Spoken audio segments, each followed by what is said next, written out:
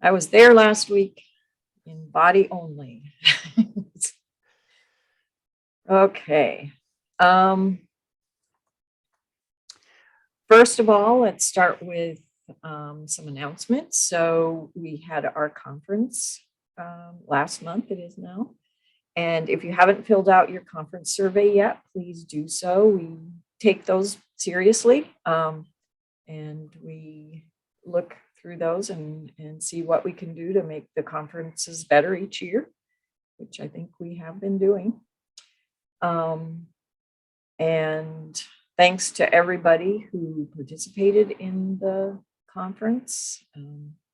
Everybody's participation helps it to be a better experience. So the other announcement is the education meeting. The education committee will meet Thursday, the 14th, which is tomorrow. I do have that right, at 10 Pacific to 1 Eastern. If you're in the middle there, you can figure out what time it is. And so, I have every intention to get an agenda out to the education committee by the end of today. So there will be a second reminder there. Okay. And if you're not on the education committee, but you want to see that, then let me know, I guess. Okay, seeing as how my brain is fairly fried because I've been taking care of a post-operative patient for 2 weeks, plus a cat who does not like taking his meds. You can see the lacerations. This is not the usual time for the education committee, right? It's a couple of hours, 2 hours later. That's correct. We rescheduled it, and it is 2 hours later on a different day because we had too many conflicts. Usually it's the third Wednesday of the month. And tomorrow is the second Thursday. So. Right? I will be there if I remember. Okay. Next, we have a very exciting topic, officer elections. So we are open for nominations for vice president, for secretary, and for member at large unsupported. So we have 2 members at large. One is if you're supported by a support vendor, and the other is if you're out in the wild on your own and doing your own thing. So unsupported. So I think what we talked about last week, it's all coming back to me now, is maybe have Barbara kind of talk about what vice president means, and then Jason can talk about what secretary means and entails, what kinds of things you do, and Elaine can talk about unsupported, member at large unsupported. So Barbara, you want to start? Sure, I'm not prepared, but that's okay. So I've been vice president this year. I am on the board, obviously. I step in when Rhonda can't run the meeting, which I've done, I think, once, maybe, not sure. Mm-hmm. I am right now I'm the chair of the development committee. I'm on the conference committee, and it wasn't, being vice president of koha-US wasn't something I was thinking about doing, but Rhonda kind of talked me into it. It's been a really good experience. I've met a lot of people. I've kind of tested and flexed my skills and my boundaries of what I'm comfortable with. So it's all been positive, and it is a little bit of work, but it's not a huge amount of work, and you mess up and it's okay, and it doesn't have to be perfect. And we would love to have anybody who's interested in running for vice president. The other thing to note with vice president is your second year, your title changes and you become president. Yes. So just to know that. I didn't want to scare anybody off. So, and president is doable too, you know. Would Madam President say what some of the duties are?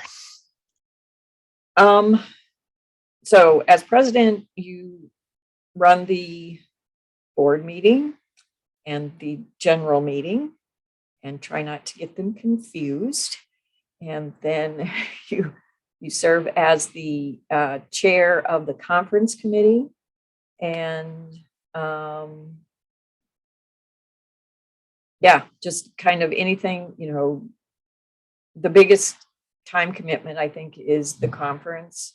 And any, you know, things that come up as far as the bylaws and all that kind of stuff, kind of talk to, you know, call meetings if you need to. That rarely happens.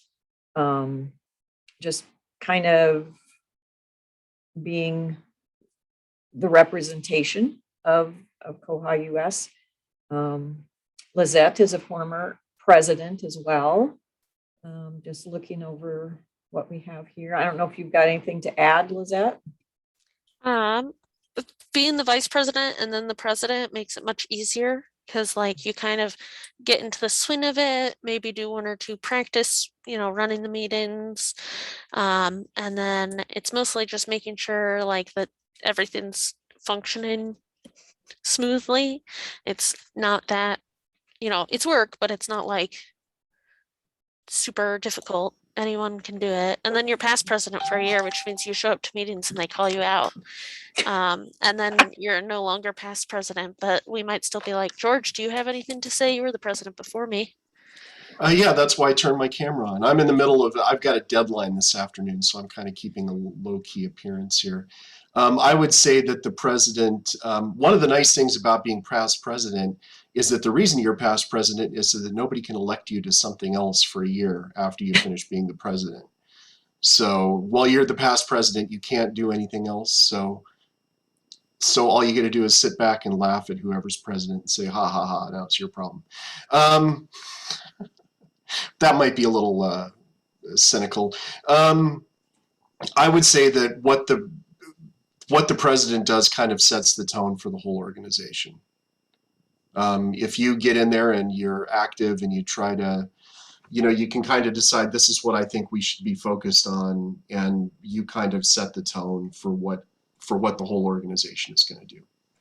And I think that that's kind of an important role. So mostly what you're doing though is you're running meetings, you're making sure there's an agenda for the meetings, you're or at the very least you're asking the secretary, you know, you're kind of asking the secretary to make sure there's an agenda or to add things to the agenda. You're kind of just, you know, being the ringmaster for everything else that's going on. So. Yep. Thanks, George. Thanks, Lizette. Oh, and I should also say Jason put a link in the chat box to what the actual written duties of the positions are. Yeah, good. Okay, that sort of covers vice president, president. Does anybody have any questions? Anything that we didn't address on that particular position? Okay. Next, secretary. Jason, you want to talk about that a little bit? Sure. So I've been the secretary for the past 4-ish years, plus some before we had a board. I did a little bit of secretary stuff then. The main role of the secretary is record keeping. So I manage I take minutes at all the meetings and post those up in our Google Drive. And then I manage the recordings. So for all of the SIGs and stuff, and then all of these meetings, I'll take the recordings out of Zoom and put them up on YouTube. So that's the primary duty. And then also the agenda, I create the agenda, make sure and notify people of upcoming meetings. I usually send out 2 emails a month. So the first one is just all the events that we have on the schedule, and then the second is a reminder about the general meeting. So that at its core, that's what I do. I do a lot more than that, but the secretary, if you're applying for that position, that's really all that you have to worry about starting off. And me being in it so long, I've just picked up more and more stuff over time. But I think I've got things fairly well organized, so it's not a cumbersome process. We manage everything in Google Drive, so when you put the minutes in the Google Drive, they just show up on the website, so you don't even have to edit the website if that's not your thing. As long as you can manage a Google document, you can be secretary. And I'm happy to help teach. I will also say being on the board is a good way to expand your skills and get more comfortable in front of Zoom like we are right now. I think when we first started, I probably wouldn't. I'd be hiding behind the camera. So now I'm hamming it up. So you get more comfortable there. You get board experience. I got a lot of experience working on the website. So it's really what you make of it. Just what parts you want to pick out and do and kind of learn. Yeah, so that's secretary. And if you have questions or aren't sure if you can handle it or want to know more about what I do, I'm happy to talk with you. If any of you have ever worked for a university, I worked for the English department at the University of Idaho for a while. There's something you learn very quickly at a university is the university is run by secretaries and administrative assistants.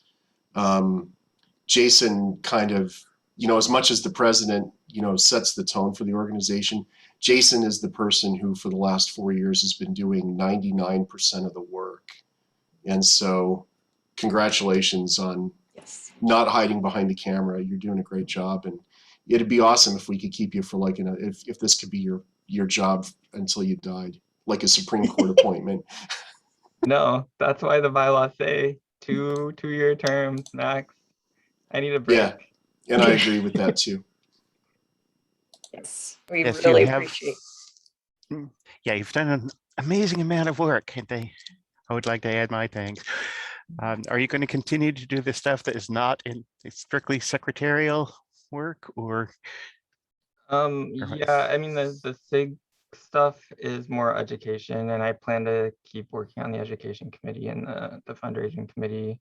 I don't know about the conference committee. We'll see. I may take a year off on that too. But yeah, we'll see.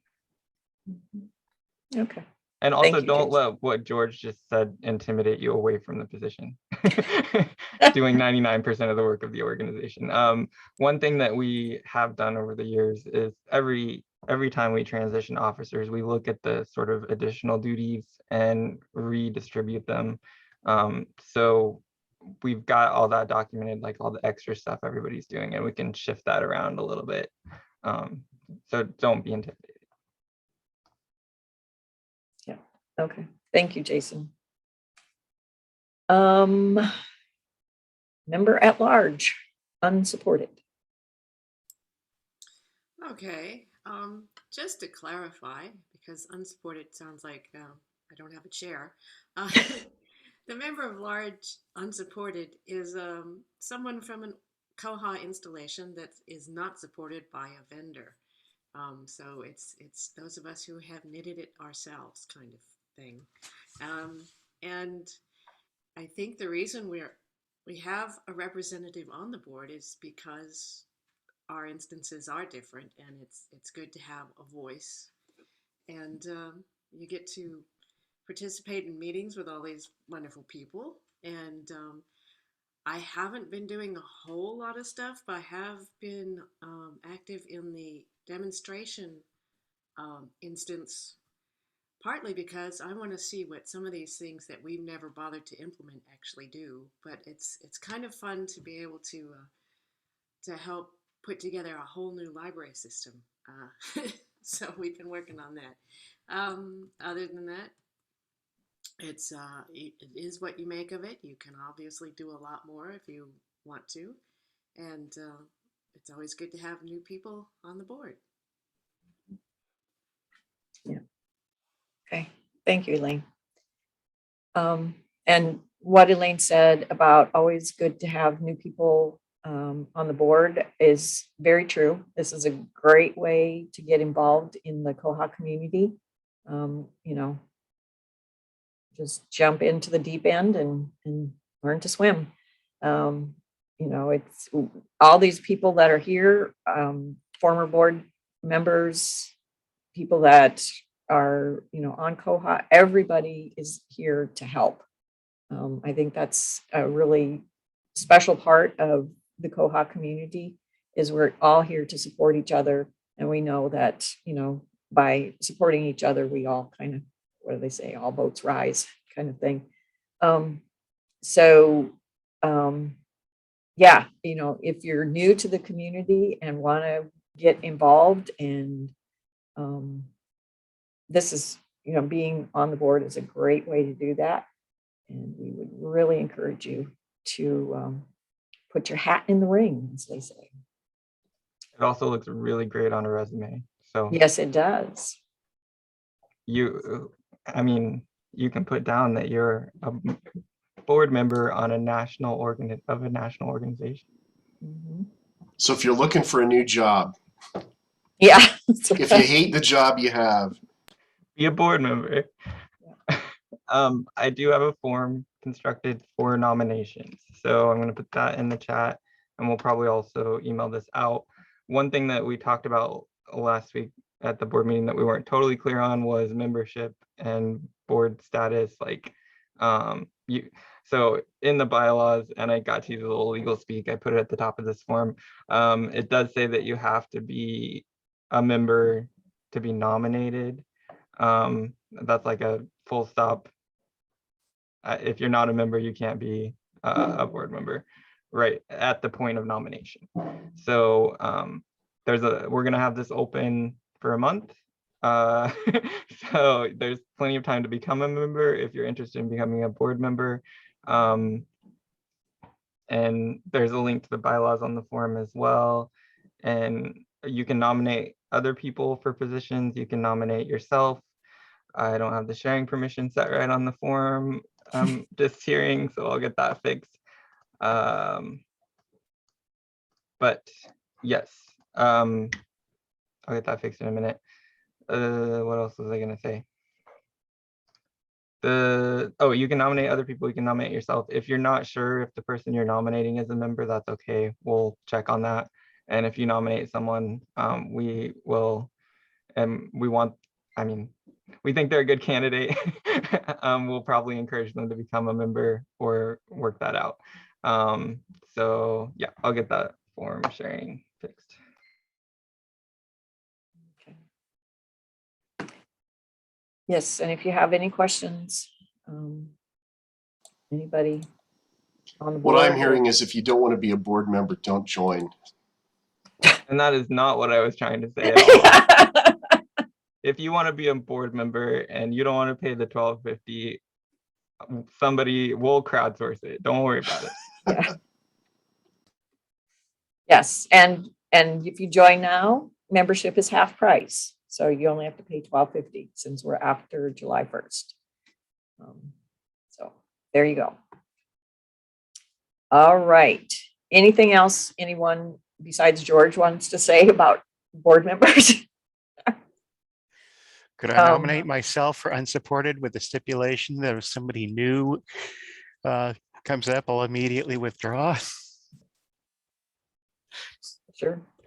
Rather have new blood, but the unsupported, I think it's important for someone unsupported to be on the board. Tell you what, if nobody applies, they'll just nominate me. Okay.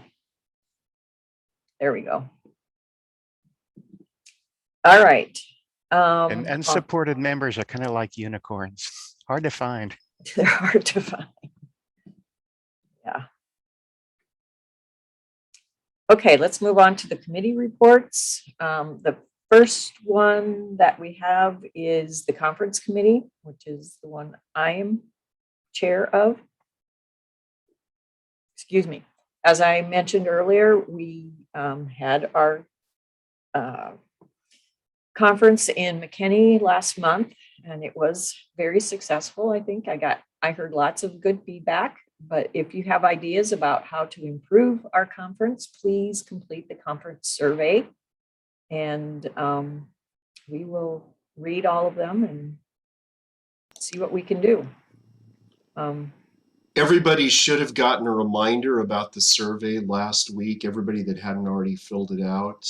Currently, we have 54 responses, and I was planning on sending, I set SurveyMonkey up to do an automatic reminder 7 days after the initial email, and I will send another one out tonight. And I've got the SurveyMonkey set to close Friday. Okay. Okay.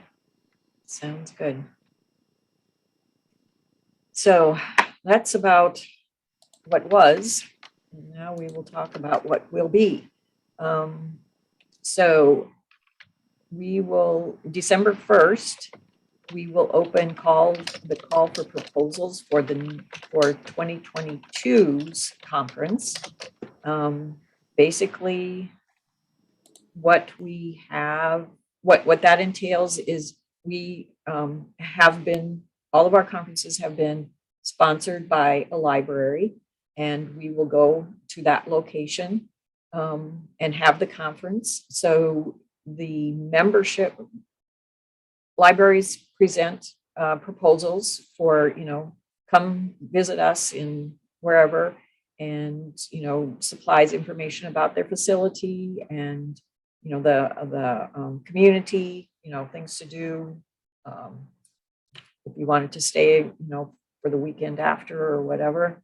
And then all of those are looked at by the conference committee. We make sure that, there's enough information there to make a decision, and then the membership then will vote of the proposals that get submitted. We will vote on where people want to go for the next committee or for the next conference. So that's kind of how the process works. So you can submit your proposal.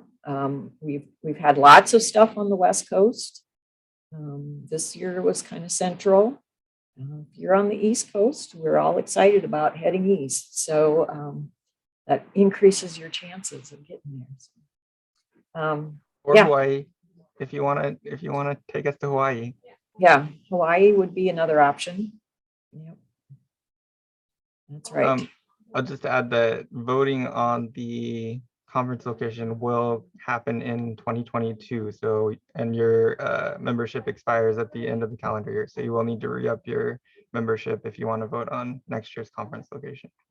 Yes, and you do need to be a member to vote on the conference location. And when will proposals be accepted for the conference location? Proposals open on December 1st and close on December 31st. Thank you. All right. And then the conference committee always meets right after this meeting. So if you're interested, want to find more, find out more information about the conference committee, you want to join the conference committee, then just stick around. We're in the same Zoom room, and we'll just roll into that meeting after this one.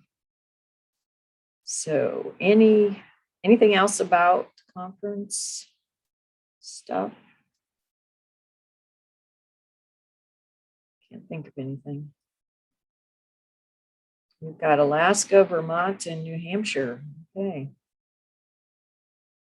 That's possible sites. All right. Okay, then we will move on to the development committee. Barbara.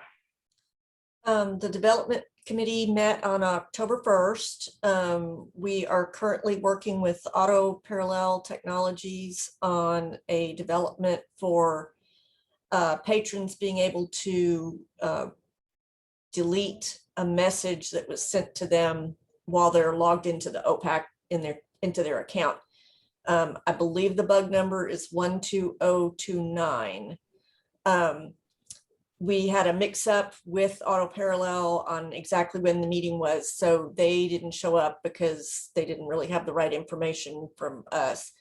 I got a message back later from them that they've hit a little bit of a roadblock, but they're still working on things and feel like they'll have something to show us at the November meeting. And we talked about other sort of early adopter things, you know, kind of waiting for them to show up, and then they didn't. So that was kind of the meeting. Okay, thank you. Next is the Education Committee. I can say that we're meeting tomorrow. Okay. Earlier, we are planning to have some sort of educational event for Giving Tuesday. So watch for more information on that. We'll be talking about that primarily tomorrow. We're also going to be working on organizing the conference materials into their right spaces on the website. So things about I don't even remember, but we have the website divided out into categories. So like things about customization that Christopher did, we'll put into the right place, that sort of thing. And we're still talking about mentorship and how we can make that better.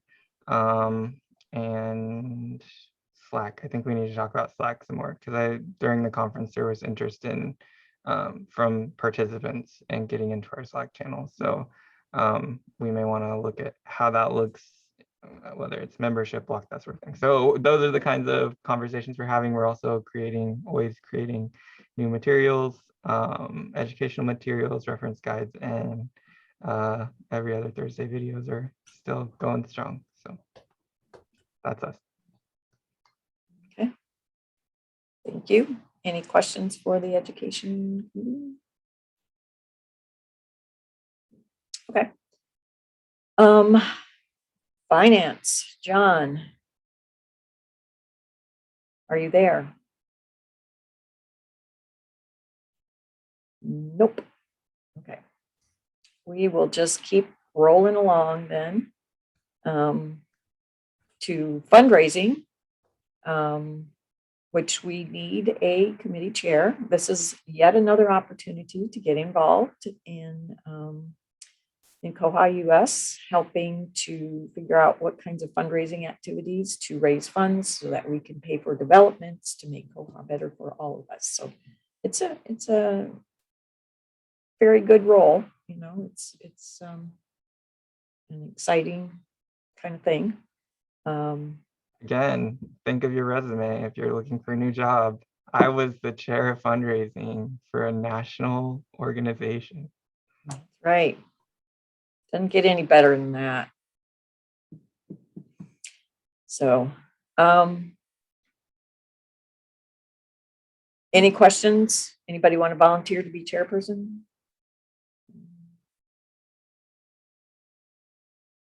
You can go home and think on it and then let me know tomorrow. That's fine. So, if you're applying for promotion, yes, that's right. Okay. Is there anything? George is laughing. We just can't hear him. John, there he is. You're muted. Yes, I'm here. Hopefully Okay. I won this battle. I always lose the war, but hopefully I've won this battle with the red squirrels. This is like the 5th battle in 20 years. I hate these things.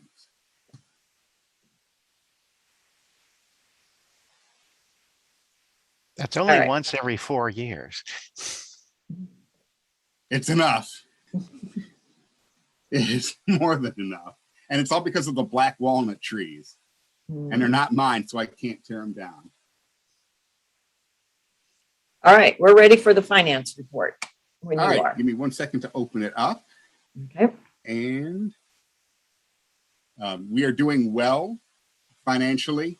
You'll notice here the expenses in August are now broken down. They include the first $1,000 payment of $2 to Auto Parallel Technologies for the member-supported development. You see the first of the conference expenses here, and you'll also note the beginnings of conference income for August. In terms of September, most of the income is from the conference.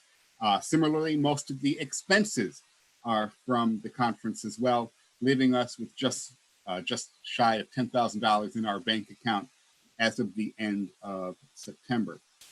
The PayPal balance you see is again mostly, but not exclusively, income related to the conference. And conference. It was conference month. It represents the second busiest time of the year for me, even migrating from treasurer to financial manager, because this is when all the income comes in. This is when we spend money more so than any other time of the year. So in that case, it actually is the busiest, because with membership, it's all just money coming in. There's very little money going out. Here we've got money flowing in both directions. I'm working on putting together a final accounting of the conference. The estimate here was $350, as noted in the report. I actually think it might be closer to $700. When I was putting the numbers together really quickly, I thought I had accounted for all of the conference income. I hadn't, because I had not yet deposited the check McKinney gave me for their attendance, which is about $300. So the amount we see here, I'm hoping will actually go up, but we'll know more after the final accounting is completed. And I won't be completing that final accounting until after we have the conference committee meeting after this one. This is going to be the slow time of year now, or let me rephrase that, a slow 6 weeks. Once the conference activity is wrapped up, really things start to shift over towards getting membership ready for the next calendar year. It is estimated that membership will open up in December, like it traditionally has in years past, and existing members will receive an invitation renewal to their email address of record. The Finance Committee, of course, is always looking for people to volunteer. Eli and Candace have been great on the Finance Committee, but we could always use at least one more person. So if you are interested in serving on the Finance Committee, feel free to contact me at treasurer@koha-US.org. Are there any questions about, specifically related to the conference or about the financial report generally?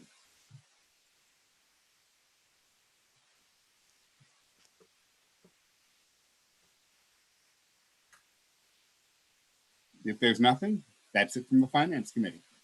Okay, thank you, John. All right, so that takes care of all the committee reports.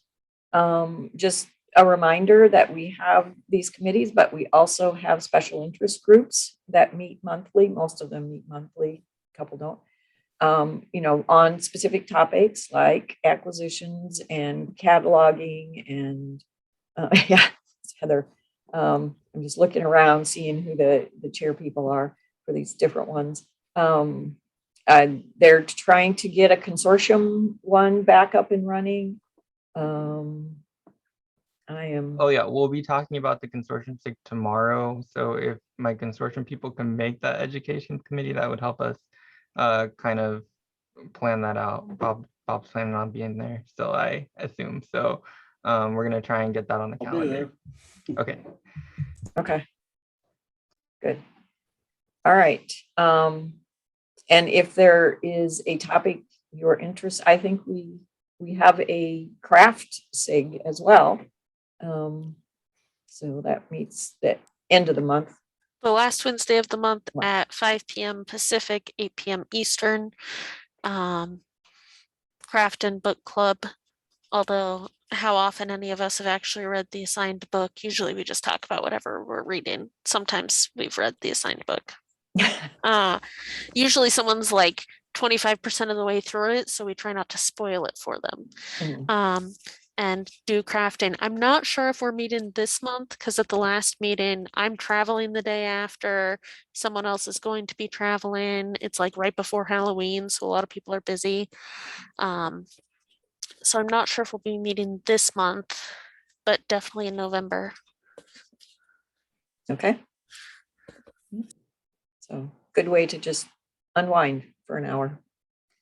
Or if you're knitting, hopefully you're not unwinding things, you're putting things, winding things together. But all right. Then, yes. So if you're interested in that, those are recorded and they are on the website. If you miss one or you went to one and you're like, oh, what did they, say or whatever, you can go back and refer to them too. So good resources for learning. Like with the acquisitions one, we'll try and do workflow kinds of things so you can see how different libraries do different things and stuff like that. So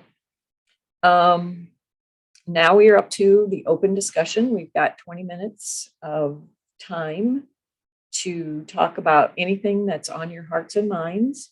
Well, limited to koha topics.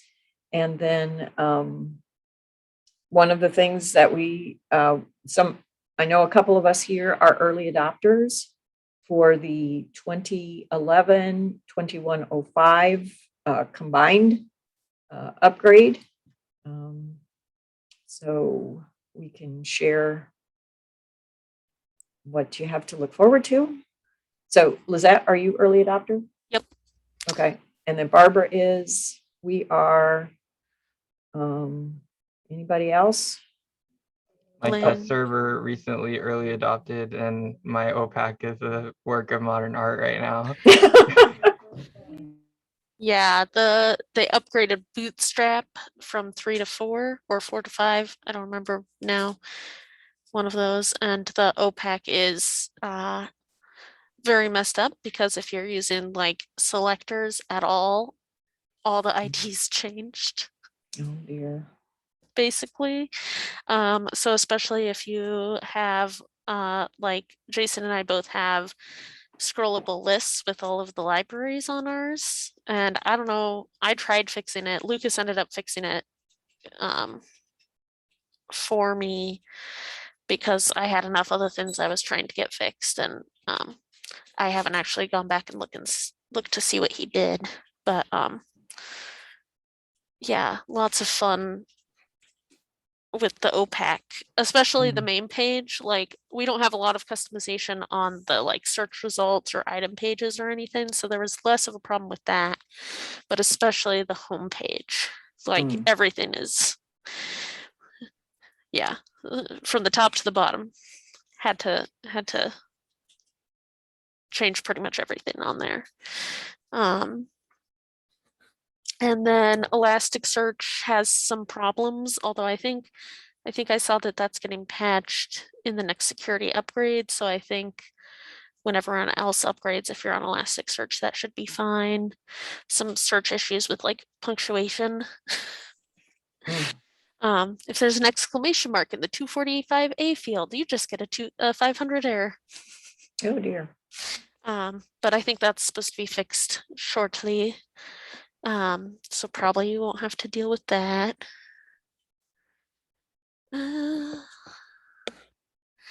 Excited about mending statuses showing on the check-in screen. So you don't have to go look at the item to see if it's in mending. It'll just show you on the check-in screen. I know there were other things I was excited about. It's funny because we've been upgraded for like a month almost. So it's like, wait, what's new?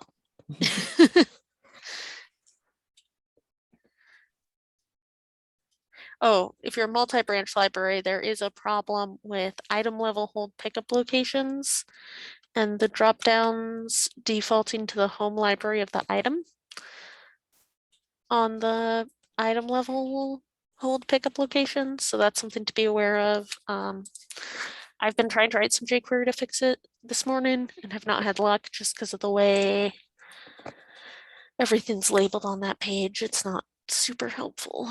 And Lucas was also working on some stuff for us, but he was working on like 4 things for us from various bugs, so he hasn't got to that one yet, and I am getting more and more complaints, so I'm just trying to fix it now. Also,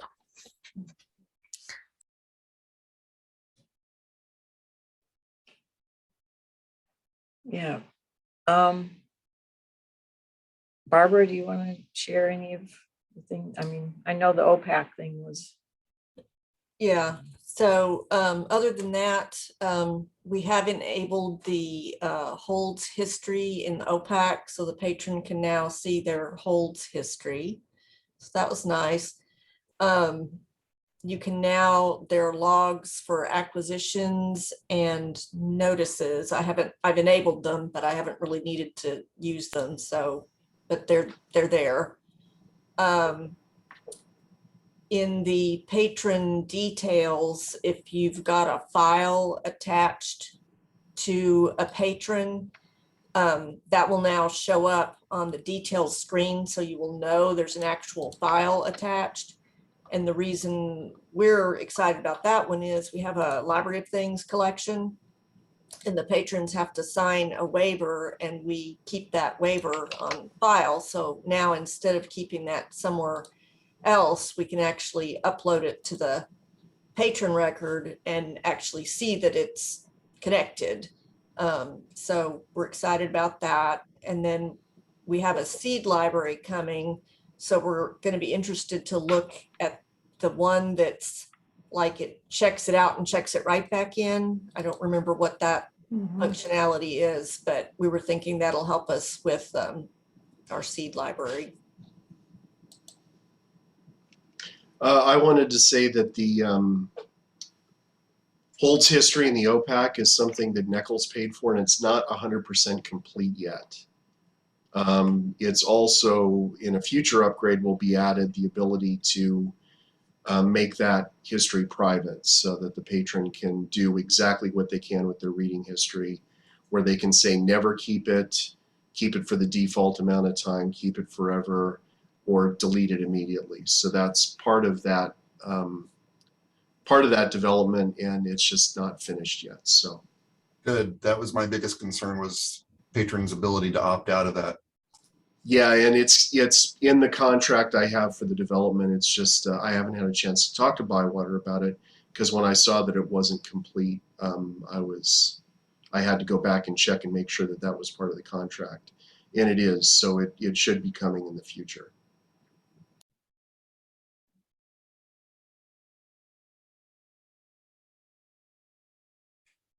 Okay.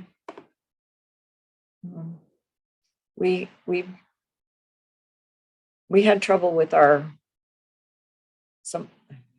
still not sure what's happening, but for whatever reason, if a staff person put a hold for themselves on something that they had to override the limit, which some of our staff have, very large quantities of holds that they keep track of. The location was not getting set for the hold pickup. And then when they went to look at their holds, none of them would display, if there was even one that didn't have one. So Bywater gave us wrote a report for, showing us everything that didn't have a hold pickup location. And then they went in and set them, and then magically they displayed, but I'm not sure where they're at on fixing the original bug. I'd be interested in seeing that report, because I think that explains a little bit of something I'm seeing here. Oh, okay. Okay, yeah. It's pretty short little thing. I could probably put it in the chat. I mean, it's literally one-liner. Can you explain that a little bit more about what, so what's causing it, and is it affecting on the patron side or just the staff side, or what?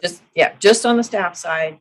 And it's because it's mostly, staff mostly are putting holds on for themselves, they need to look at a book or, whatever, or save it for story time or whatever you have. When staff would put a hold, so this only happens on the staff side of the of Koha. So staff would put a hold on an item for themselves. And I also think from something Nick said is if they have to override the number of holds, so we've got a hold limit, like 10, but staff, they just override that if they need to put more things on hold. So if they have more than 10 and then they put a hold on, the hold location or the hold pickup location doesn't get set. It's just blank. It's just completely blank. And so if you don't notice that and you just say, great, whatever, and move on, when you go back to look at your holds, the tab will say holds and then in parentheses, 7 or 12 or whatever it is. Have to be like 12 or 25 or something. But then you click on the holds tab and nothing displays. You see nothing at all.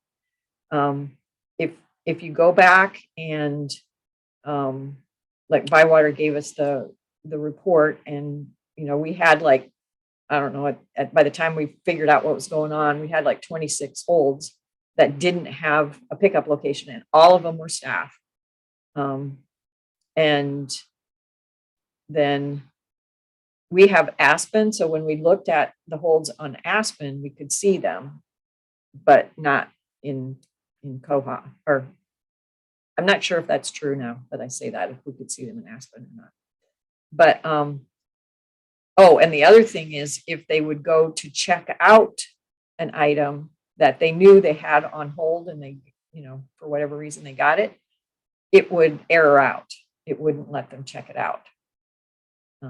So that was a problem. So we ran the report, saw everybody that had blank hold pickup locations. And then Bywater also ran a report to update all those with, we only have the one location. So we just updated them with the location. And then everything worked again.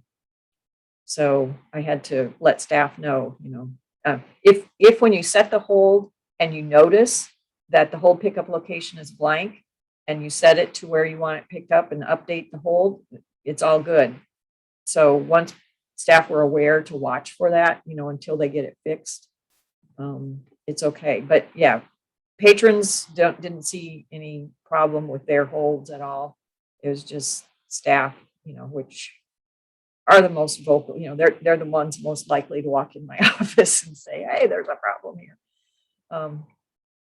So we had that. And for reasons I don't understand, I don't know if they updated the SQL processor or whatever, interpreter or whatever it is, but we had a customized holds to pull report and all of a sudden it wasn't working. We only got like 3, but we'd run it and get 3 things on our list. And after staring at it and Bywater staring at it and all this kind of stuff, I went in and just added some parentheses in a couple of places that I thought were maybe a little ambiguous. And magically it all worked after that again. So it worked prior to the release, but then when we upgraded, it stopped working, and putting those parentheses in seemed to fix it.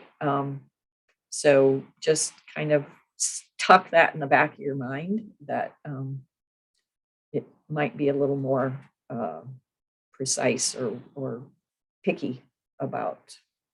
In this case, it was what do they call that? Mathematical priority. The and gets processed before the plot, that kind of thing. So just something to keep in mind because it took us like 3 days to figure that out. Order of operations. Thank you. That's what it's called. Yeah. Other things. I think that bug that I put in chat is the one that was causing Rhonda's issue about blank pickup locations. At least the end of the top comment says pickup location is blank, and it says it's pushed to master for 2111. So it would still be happening in 2105. All right, that's good to know. So I hadn't really heard back from them yet on where that was. Little odd things that we noticed on a patron's detail screen. When you're not in the edit function, the digest, for the notices area, the digest buttons are, you can turn them on and off. It does nothing. It won't save them. But you can turn them on and off gleefully. But it will only work, actually turn them on and off if you're in edit mode. So that's just something that came to the, So I didn't catch all of that. Where is this an issue? so on the details page of Oh, a okay. patron. So you can manipulate the checkboxes on the details page, but Yeah, just Okay. for the digests, they're bright blue in our case, and they you can turn them on and off, but it doesn't won't, save the data. Okay. doesn't save them. Yeah, you actually have to be in edit before it will actually save them. So that's just confusing to people. And there's a ticket out there for that, or a bug, sorry. You could probably do a small jQuery to disable those on that page. Mhm. So, Well, you could. yeah. If I may go now from the sublime to the ridiculous. Okay. Let's see. Remember earlier in the year, I produced koha from the command line. That's been seen about 350 times on my YouTube channel. Most recently, I've been working with a librarian in Romania who actually followed the instructions. Now he's eagerly awaiting part 2, where I take it from the first login, setting up all the different parts of the library. And I think together the entire koha setup process for a really simple library takes about an hour, which I think could be a useful thing for us to have. Just hitting up on the notes. Yeah, I agree with most of them. Also, he thinks that a lot of libraries have their catalogs, or at least their collections, in spreadsheets. And that is true for the library in Eswatini. I haven't heard from him for a while. I think koha turned the whole country upside down. I'm talking with a librarian in Berlin and now in Romania. So I guess my next one is using MarcEdit to change a spreadsheet into a something you can upload in koha. And it's if anyone was still awake for the scripts, Ubuntu scripts. Remember, I had that sort of exciting news type beginning. The Fred King and the Avenging Chicken members of koha. I hope that's okay to start the videos with. And Jason, do you have a higher resolution koha-US? Is that the one I have is fairly pixelated? Or if you could tell me the font, I could try to do one. I can send you what I've got. I've got it in an SVG, so we can scale it as big as you want. If you want to put it on skywriting or whatever, we can work on that. Yeah, that's for next year's conference, I think. Okay. Do you want it in black or white, or? Let's see. I'd like, I guess, koha-US in whatever color you're using. A lot of my stuff is in koha green, and then just the red, white, and blue O. Yeah. Okay. I'll send you an email. Okay, thanks. And this is why I think there should be an unsupported member on the board. Koha is for everyone. And I think eventually, when I do the final version of part 2, is anyone familiar with Peter Sellers doing his visit to Balham? Okay, I wish I could do an Britain impersonating an American accent. I can't, but I will send you a link because it's something everyone should listen to. Okay, I think that's about it, unless anyone has questions.